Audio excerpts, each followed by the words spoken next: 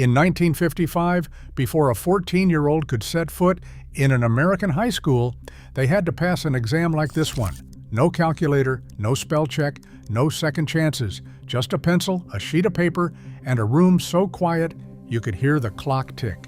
Number 14 on this list, stumped nearly everyone we tested it on, including 2 people with college degrees. And number 3 is a single arithmetic problem that most adults cannot solve even with a phone in their hand, because the phone doesn't know the one thing they were never taught. These weren't trick questions. This was the ordinary bar for a 13-year-old farm kid in Iowa. Before we start, hit subscribe, grab a pencil, and try to answer along. Let's count down 20 questions from a 1955 high school entrance exam that most adults today would fail. Number 20, spelling.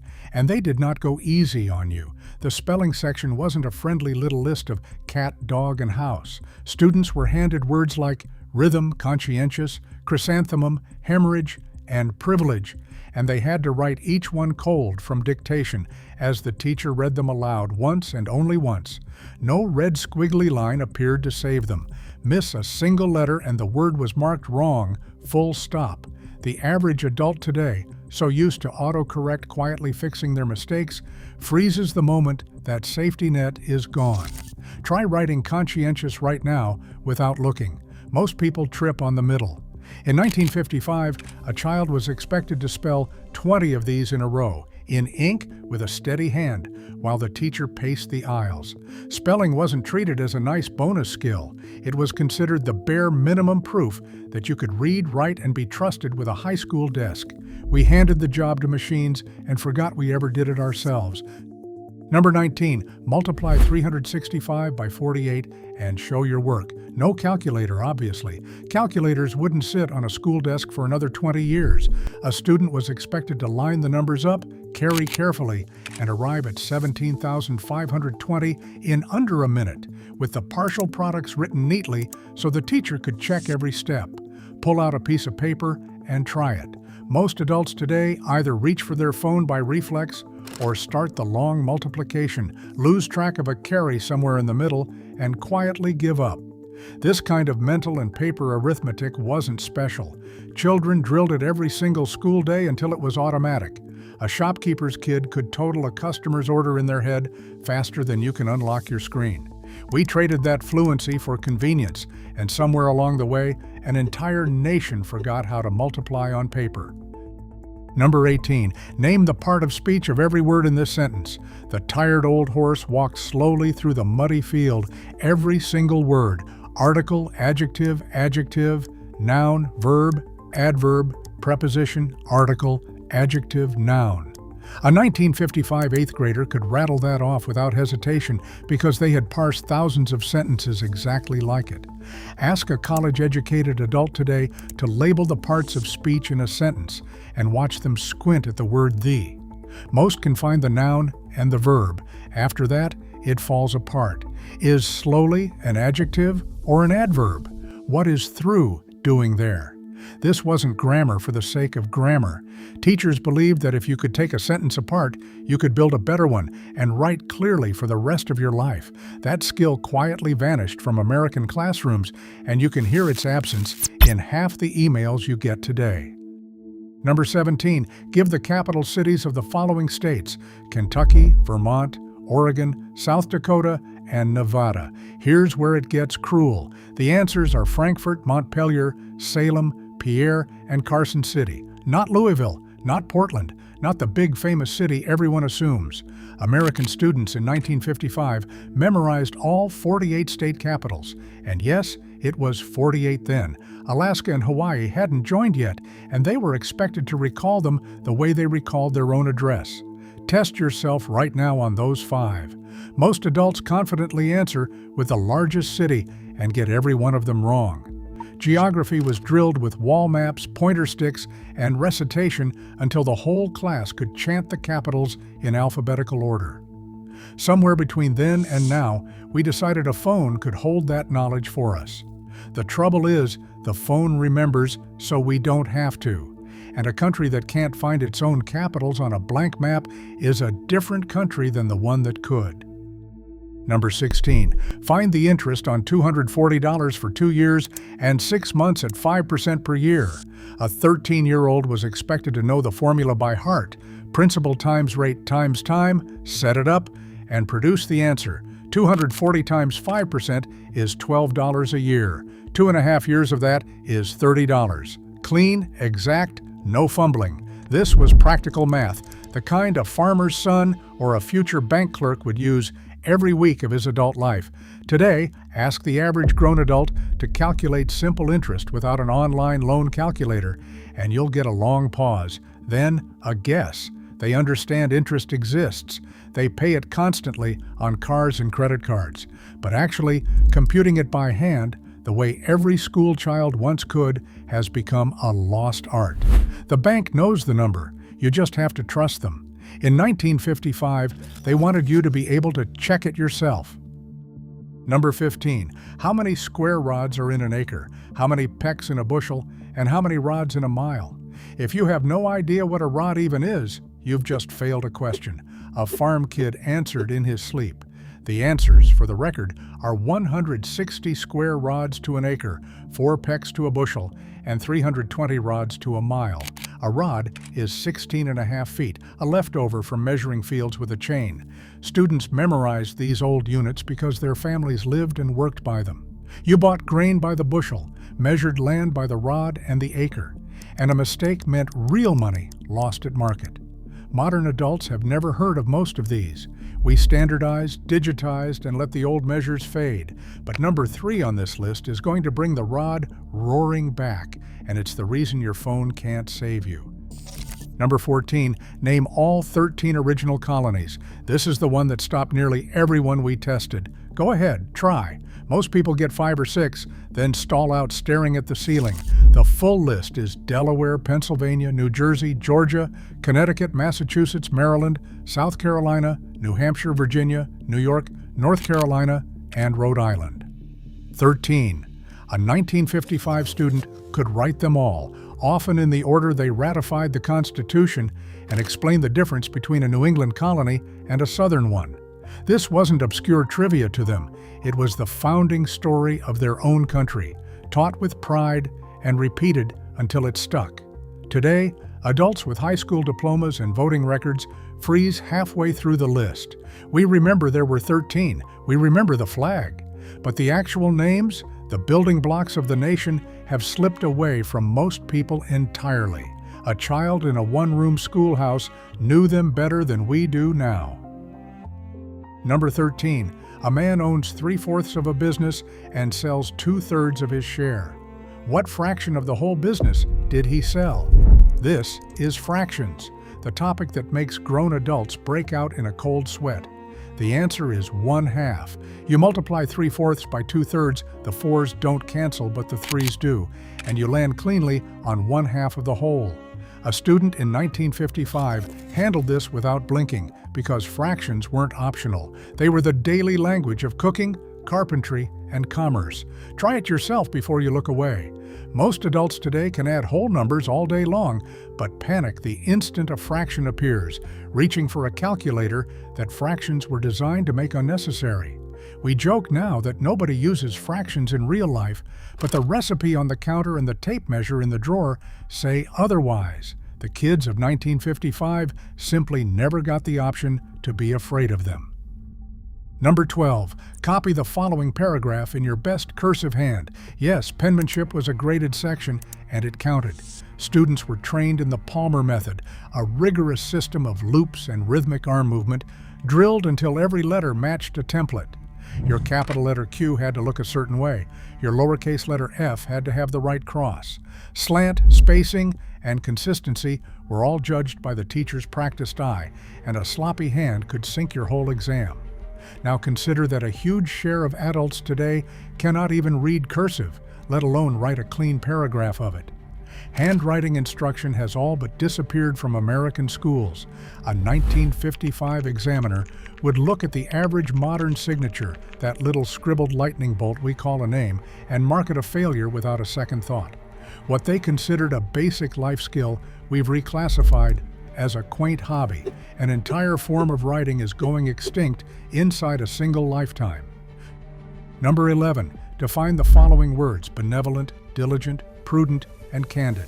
Do not use them in a sentence. Define them precisely in your own words.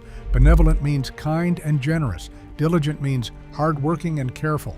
Prudent means wise and cautious with decisions. Candid means honest and direct. A 1955 student carried a working vocabulary that would embarrass many adults today because vocabulary was taught deliberately, with weekly lists, roots, and meanings drilled and tested. These weren't fancy words to them. They were expected words, the ordinary furniture of an educated mind. Modern adults recognize these words when they hear them, but often can't produce a clean definition on demand and reach for "it means like, you know." The precision has softened. We understand the gist and let the exact meaning blur. In 1955, blurry wasn't good enough. You either knew the word or you didn't, and the exam was designed to find out which. Number 10. Name the 3 branches of the federal government and describe the function of each. Here's a civics question that should be easy, and for a 1955 student, it was. Legislative makes the laws. That's Congress. Executive enforces the laws. That's the president. Judicial interprets the laws. That's the courts. Simple, structural, and drilled into every student because they were being raised to become voting citizens who understood their own government. The uncomfortable truth is that surveys today find enormous numbers of American adults can't name all 3 branches, and a shocking share can't name even one. A 13-year-old in 1955 could not only name them, but explain the checks each one holds over the others. This wasn't advanced political science. It was the baseline expectation for anyone about to become a citizen with a ballot. We ask people to run a democracy while quietly forgetting how the machine is built. The exam took that duty seriously. Number 9. Divide 8,464 by 23. Long division by hand, showing every step. The answer is exactly 368, no remainder. A 1955 student set it up, worked through it methodically, and checked the result by multiplying back. It took maybe 90 seconds. Hand that same problem to a modern adult without a calculator, and you'll watch a genuine struggle unfold. The half-remembered steps, the uncertainty about where the numbers go, the creeping suspicion that they've forgotten something they learned at 8 years old. And they have. Long division is one of the first casualties of the calculator age. We're taught it, we pass the test, and then we never do it again, so it evaporates. But in 1955, this was a tool you kept sharp your whole life, because there was no other way to split a bill, divide an inheritance, or figure a yield per acre. The pencil was the only calculator, and every child knew how to run it. Number 8. Diagram the following sentence. The clever fox quickly escaped the hunters. If you're under 50, there's a good chance you've never done this, and the very phrase diagram a sentence sounds like a foreign language. But sentence diagramming was a core skill, a visual map where the subject and verb sit on a main line, modifiers hang below on slanted stems, and every word finds its structural place. Fox is the subject. Escaped is the verb, hunters is the object, and clever and quickly branch off where they belong. A 1955 student built these diagrams constantly because teachers believed seeing a sentence's skeleton made you a sharper writer and thinker. It quietly disappeared from American education decades ago, and most adults today couldn't diagram a 5-word sentence to save their lives. It looks like arcane geometry now. To a 13-year-old in 1955, it was just Tuesday, and you can argue the writing got worse the day we stopped. Number 7. A merchant buys goods for $80 and marks them up 25%. What is the selling price? This is the everyday math of running a business, and a student was expected to fire back the answer without hesitation. 25% of 80 is 20. Add it to the 80, and the selling price is $100. Clean. Percentages ran through daily life in 1955 in markups, discounts, taxes, and tips, and children were drilled until they could compute them on the fly. Ask a modern adult to calculate a 25% markup in their head, and many will pull out their phone before they even try, and a fair number, given a pencil, will get the direction wrong or forget to add the markup back to the original. It's not that they're incapable, it's that they were never made to practice until it stuck. The 1955 exam assumed you'd be doing this at a cash register by 15, so it made sure you could. Number 6, name the principal parts of a flower and explain what causes the 4 seasons. Nature study was a real subject, and students were expected to know the living world around them. A flower has petals, sepals, stamens, and a pistil, the stamen being the male part and the pistil the female. And the seasons are caused not by the Earth's distance from the sun, a myth many adults still believe, but by the tilt of the Earth's axis as it orbits. A 1955 student, many of them growing up on or near farms, knew plants and seasons the way we know phone apps. Ask the average adult today what causes the seasons, and a startling number will confidently give you the wrong answer about the Earth moving closer to the sun. The child in the schoolhouse, surrounded by fields and gardens, understood the sky and the soil with a clarity most of us have simply lost. Number 5, recite from memory a poem of at least 16 lines and name its author. Memorization of literature was a graded expectation, not a bonus.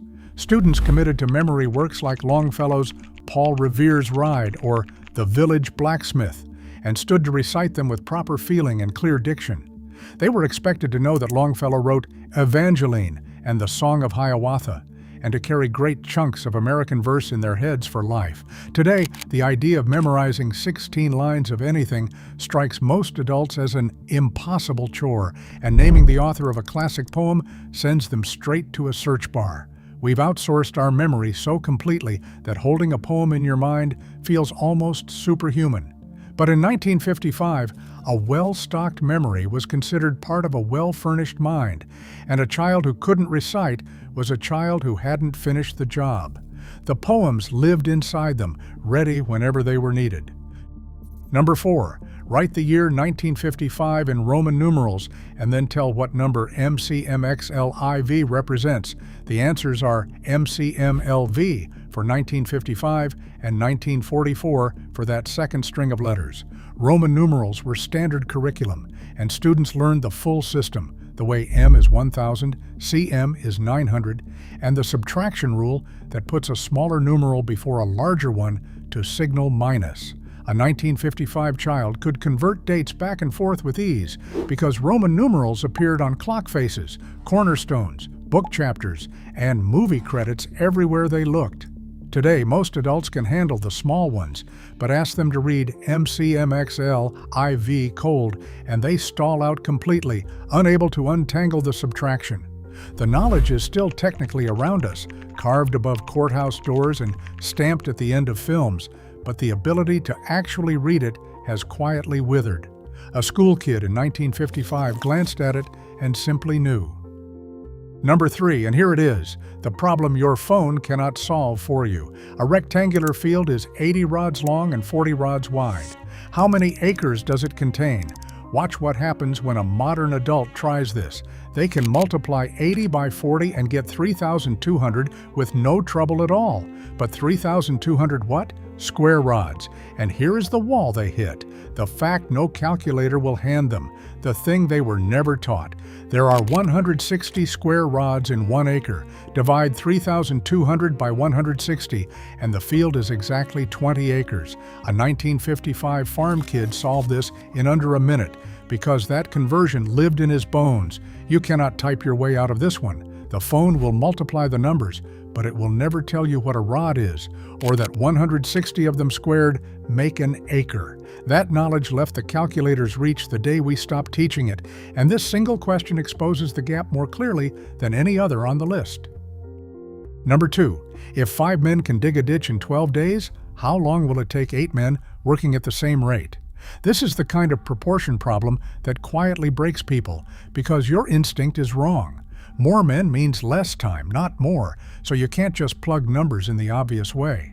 The correct method, which every 1955 student knew, is to find the total work first. 5 men times 12 days is 60 man-days of labor. Divide those 60 man-days among 8 men, and you get 7.5 days. A 13-year-old worked this out cleanly, reasoning through the inverse relationship without a formula sheet. Modern adults tend to either set up the ratio backwards or give up entirely because this kind of layered reasoning was drilled out of practice long ago. It's not about being smart. It's about having practiced the exact style of thinking until it felt natural. The 1955 exam demanded that reasoning and expected it in ink. Number 1, and the hardest of them all, find the square root of 1,849 without a calculator. Not estimate it.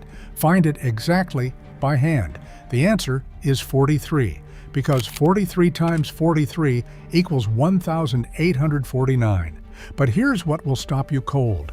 There is an actual step-by-step method for extracting a square root on paper, a technique taught in 1955 classrooms that looks a great deal like long division, where you group the digits in pairs, find the largest square that fits, subtract, bring down the next pair, and grind forward 1 digit at a time. Almost no adult alive today can do it. Most have never even heard that such a method exists. We've become so dependent on that little square root button that the manual process has vanished from human memory almost entirely.